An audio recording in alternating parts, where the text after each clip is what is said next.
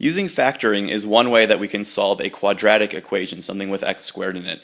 Notice this time our problems are not expressions, they are now equations, they have an equal sign in them. So our directions will change. It's not going to say factor anymore, it's going to say solve. Or you may see something like find the roots, or in a few minutes you'll see find the zeros. All these words and terms mean we're going to go further than just factoring. So the biggest thing we want to make sure when we start is we have to be equal to 0. If you're not equal to 0, don't even bother factoring because it's not going to be helpful to you. So we are equal to 0 in these first couple examples, so let's just go ahead and factor using the skills we have worked on already. So I have a trinomial where my a value is 1, meaning, which means I can factor this by finding two numbers that multiply to negative 36 but add up to negative 5. And so make your list of factors either in your head or on paper if you need to. I know that since I have a negative product, I know I have one positive sign, one negative sign. The factors that are going to work this time must be a negative 9 and a positive 4. Those multiply to negative 36 and add up to negative 5. Now at this point in the past we'd be done, but no more, because now what I'm trying to do is solve. And the reason I wanted to be equal to 0 was this.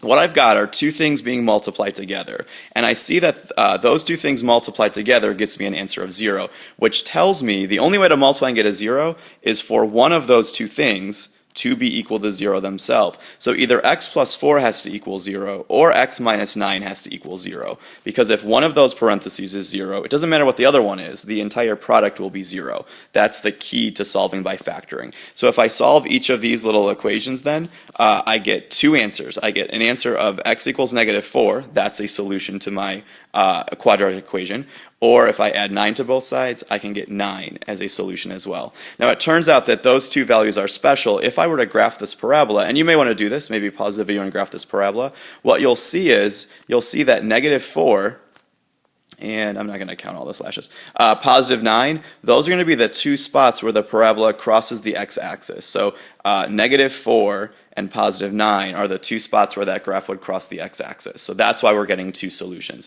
So a great way to go back and get a visual confirmation of your answer would be to graph as well. But let's keep going with the solving by factoring. So again, we have to be equal to 0. We are in this second example. So I need two numbers that multiply to positive 4 and add up to negative 4.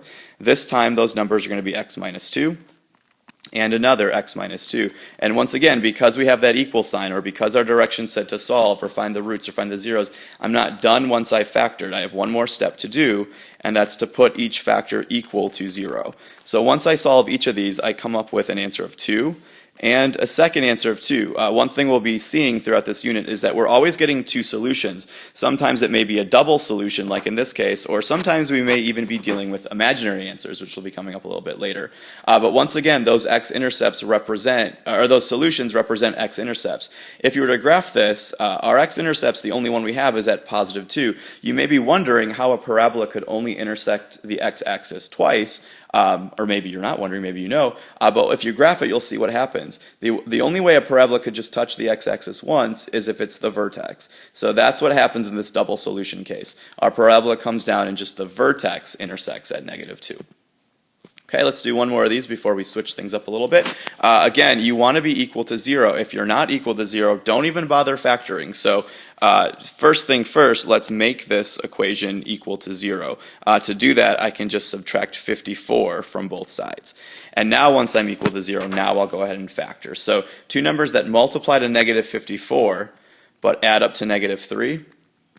Again, I know I'm going to have opposite signs. One will be positive, one will be negative, and I believe the factors that are going to work are going to be a negative 9 and a positive 6 should be the combination that works. I want to go one step further. Since I know two things are being multiplied together to equal 0, what I know is one of those two things must be 0 themselves. So either z plus 6 is 0, or z minus 9 is 0, and solving each of those gets me my two solutions. So one solution of negative 6, and if I graphed the parabola, I would see that that was also the x-intercept. If I add 9 to both sides, another solution is z would equal positive 9. Sometimes I may also be asked to find the zeros instead of the roots or instead of solving. All these things basically mean the same thing. Whether they say solve it or whether they say find the zeros, find the roots, find the x-intercepts, they're all pretty much the same idea. And for now, we're going to stick with factoring to solve all these problems. Although, as we've talked about, you could graph and find the x-intercepts. Let's stick with solving by factoring. So these problems look a little bit different, but we're going to treat them the same exact way. Whether they give you an equation or a function, like with a y or with f of x, all I want you to do is just go ahead and make that 0. So just set the whole thing equal to 0.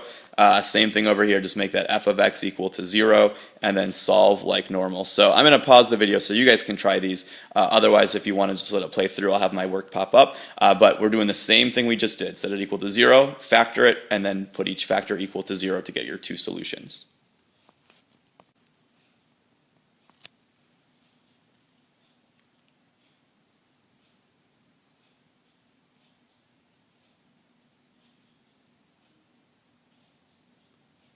So there you go. There's our solutions. If you didn't get those, ask me a question in class.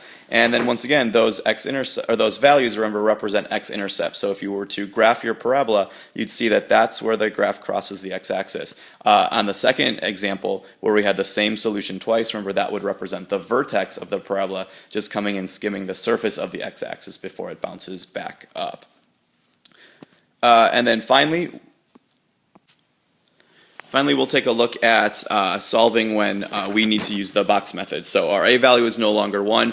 The same thing still applies. We're setting it equal to 0, factoring it, and then putting our factors equal to 0. So we'll see equal signs now, equations. They may ask us to find the roots, the zeros, the x-intercepts. They all mean we factor it, but we go one step further. So we're looking for a greatest common factor in this first example. I don't have one. So since the a value is not 1, I'll go right to the box method in order to factor this.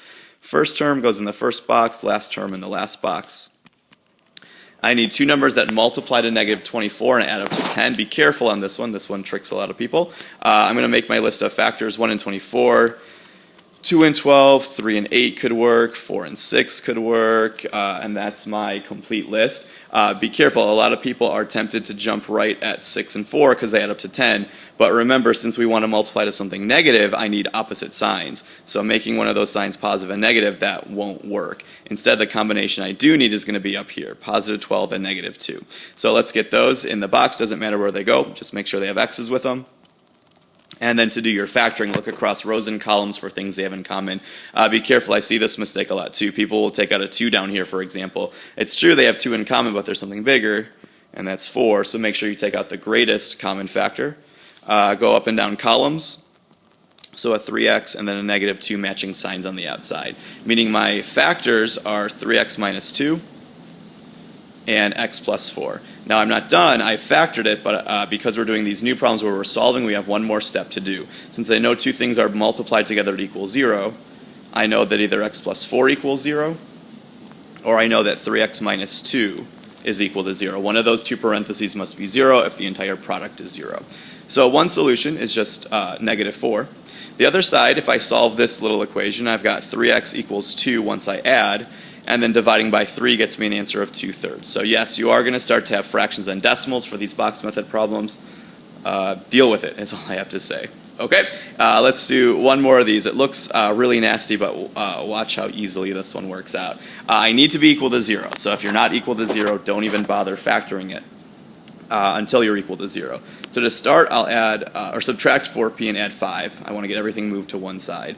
So I'll subtract 4p there. Add 5 right there. I've got 5p squared minus 20p and then plus 20 equals 0. Looks like the box method, but don't forget to check for a greatest common factor. I have one this time. It's a 5. So once I pull a 5 out, divide everything by 5, I can see that I don't even need the box method. There's no longer a 1 in front in the parentheses. So I can factor the old way where it's just what multiplies to 4 and adds up to negative 4. And that's a negative 2. And a negative 2. And then don't forget your GCF in front. So there's my factored problem. It's completely factored. I'm going to do what I've done in the past, put each factor equal to 0. Either p minus 2 equals 0 or p minus 2 equals 0. And some people aren't sure what to do with that 5, so I'm going to draw a line. Technically that 5 is a factor as well. So people think, well, is 5 a solution? We said we'd only get 2 solutions.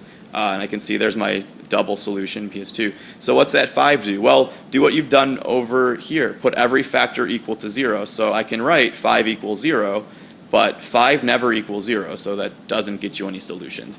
You won't get solutions where there's no variables. So the only solutions are the double solution of P equals 2.